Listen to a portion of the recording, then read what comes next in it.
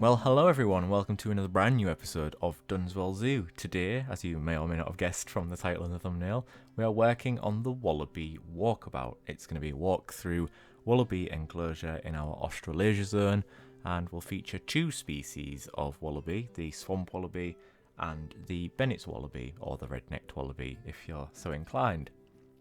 See here, the red zone, that's going to be the house, and the sand is the paths. It does change a little bit, the positioning of things, but not too much. And here I am creating a custom wall and fence, simply because I can, and I wanted to. We're using limestone pieces, nice clean white sort of look, because the rest of the habitat's very green. I didn't want the fence to sort of not so much disappear, because of course you ideally never want to see the fence, but I wanted the fence to be there so the people and the wallabies know that the fence is there, but I also wanted it to be functional, so it masks some of the terrain what can't be smoothed out, and it's just a really nice frame for the habitat, I think. So we go ahead and put that in. You can see that starting there. So yeah, it's going to house the swamp wallabies and the Bennett's wallabies. So the swamp wallabies are native to eastern Australia. They can be found in Queensland, Cape York, and southeastern, sort of South Australia, Victoria. And despite their name, swamp wallabies, they don't really live in swamps. They prefer forests, scrublands and woodlands with thick undergrowth. Swamp wallabies, of course, like many wallabies, represent miniature kangaroos, but they're smaller and have longer fur than kangaroos, as is usually the case in mammalian species. The male is larger than the female, and heavier.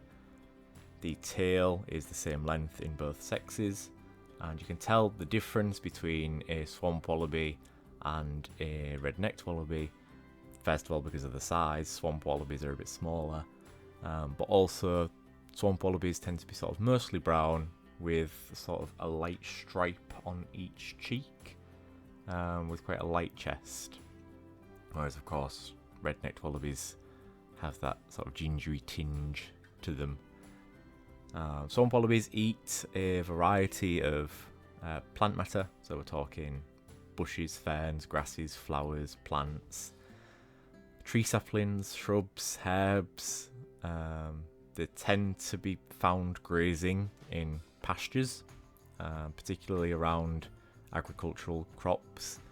They do eat introduced plant species as well, so that can be a good thing if you want to get rid of introduced plant species in Australia and want to retain the native species as well.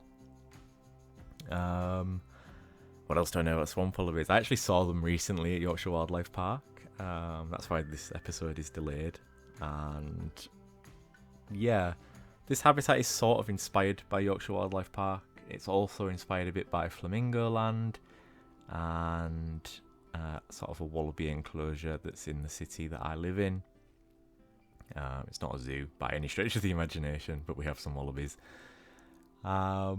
And just sort of the natural habitat of wallabies in the wild. That's what this habitat is inspired by primarily.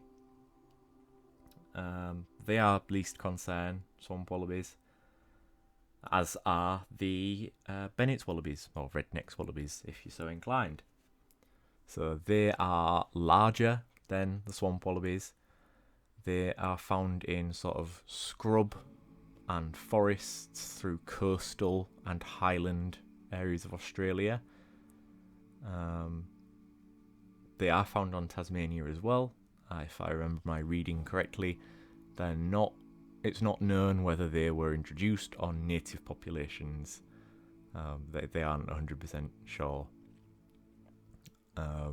Their numbers have expanded considerably over the past 30 years because of a reduction in hunting, but also because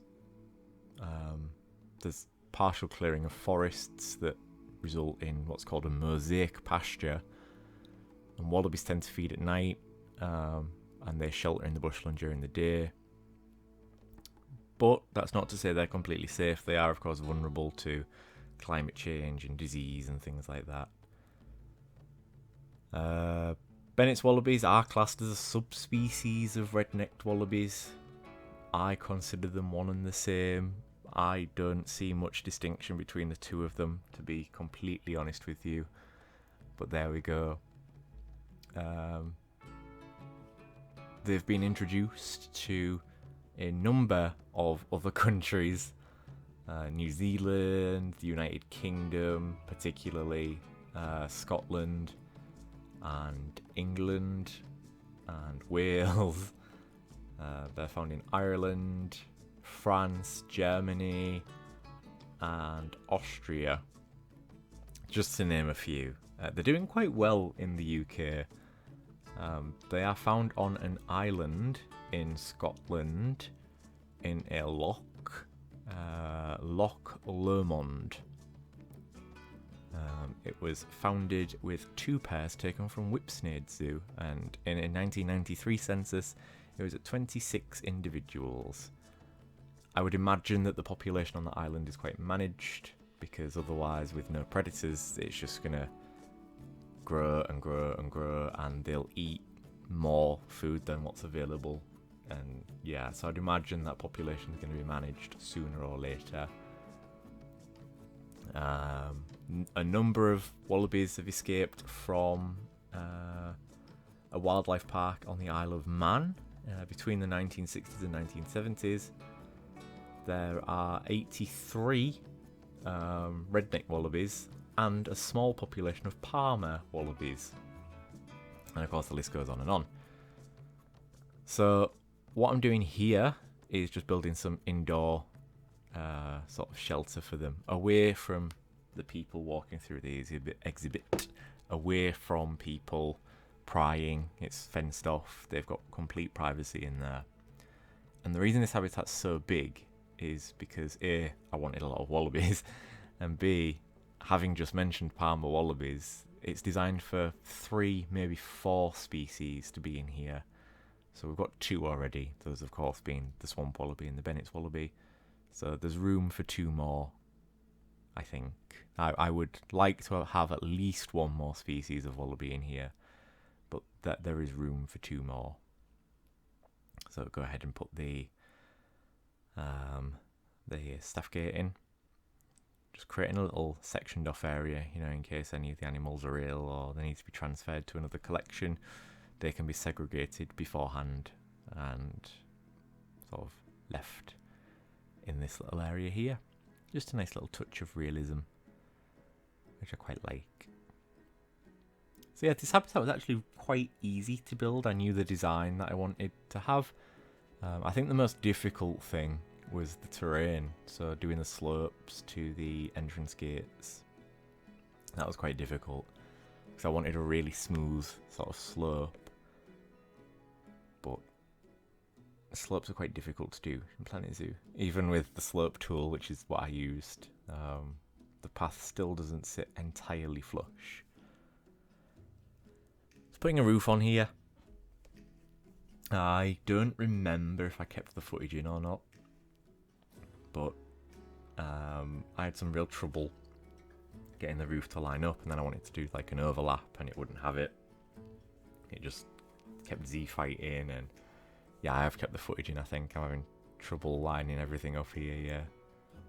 And put some windows in, of course. Yeah, I do keep it in, it's here. I wanted a nice little like overhang, I just wasn't having it. The Z-fighting was against me the entire way, so I just leave it in the end. Yeah, we get some skylights in. But again, if I don't know what it is lately, I'm having a lot of trouble with the grid system. It doesn't line up properly. And then I put a door in for some implied staff access. And I put these corner structures in as well. I go for that nice little door there, put a little wallaby sign. So this is a combination of a blueprint found on the Steam Workshop and my own design.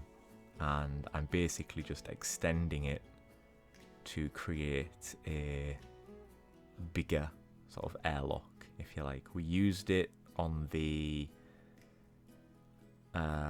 yellow-footed rock wallaby habitat in the Australia house. And of course, that had a fence on the front, it had the curtains in it. This one's going to have the mesh gate so that guests can enter, read the signs, don't touch the animals, don't feed the animals, don't call out to the animals, etc, etc. And yeah, it just goes from there. And I really like how it turns out. It's nice and simple. I like how it looks, and it looks like something you would find in a real world zoo, which is exactly what I was going for. But yeah, this habitat was really simple to put together. The habitat itself didn't take me long. It only took a couple of days. But because I've just been very busy lately, I just haven't had the time to sit and record the voiceover and edit until now. Hence why this episode is late. The next one will also probably be late, but that's for a very different reason. The next episode is a very complicated episode because it has to go right. We're starting the final habitat, which is the Australian sea lion. It's going to be a two-parter, and I have to get everything right in that next episode, because otherwise the episode after is just going to be spent correcting the mistakes. So the next episode will probably be delayed as well. But not to worry, there may be other content in the meantime. Who knows? So just putting the signs in here, don't shout at the animals, just be a nice human, etc. And just having some difficulty with the terrain here. Just seeing how unslopey it is, really. So I do raise that up a little bit and then flatten that back out. Same story over here. For some reason that bit of path wouldn't delete. I think it's because it's a guest gate. Just smoothing everything back out. And I think eventually I cut to something else because it was taking ages and I was getting quite frustrated with it. So that's in, that's fine. It's nice and smooth. Yeah, I do. So I cut to doing the Wallaby sign. Wallaby Walkabout.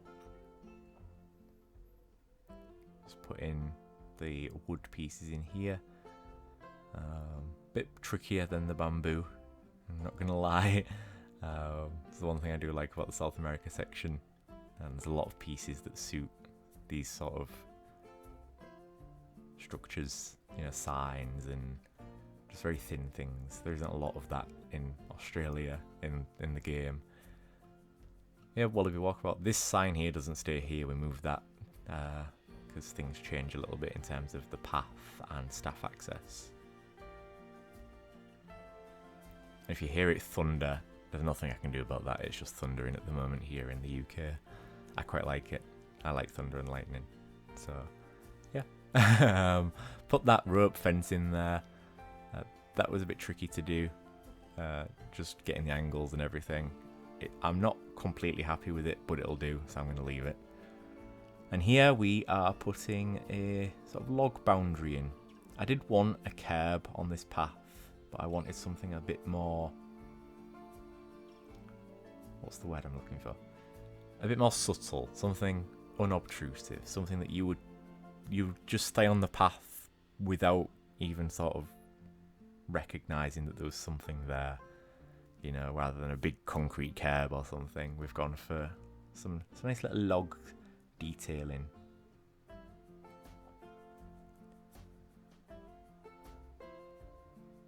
Just smoothing stuff out again.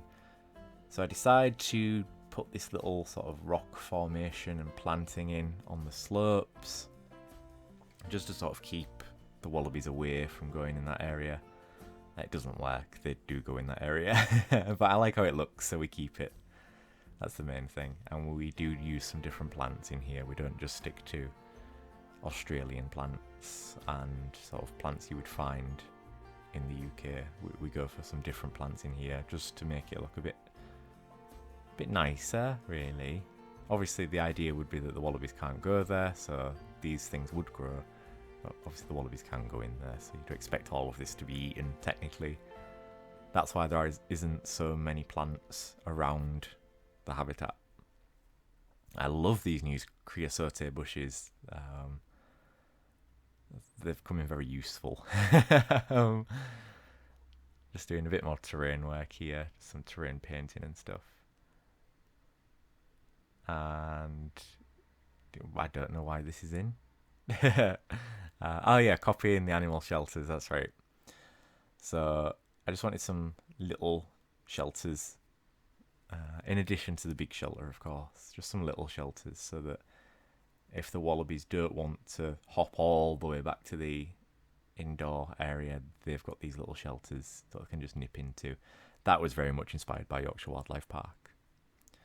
So now we're putting some trees in, and again going for this Oceania sort of biome thing. Region is the word I was looking for. I wanted to go quite light on plants but quite heavy on trees, because I think the wallabies with the trees would be fine because it's part of the natural habitat, but the plants, they'd probably be eaten, so I've used the plants quite sparingly in the habitat. That does mean it looks quite bland, but here we are in the final cinematics.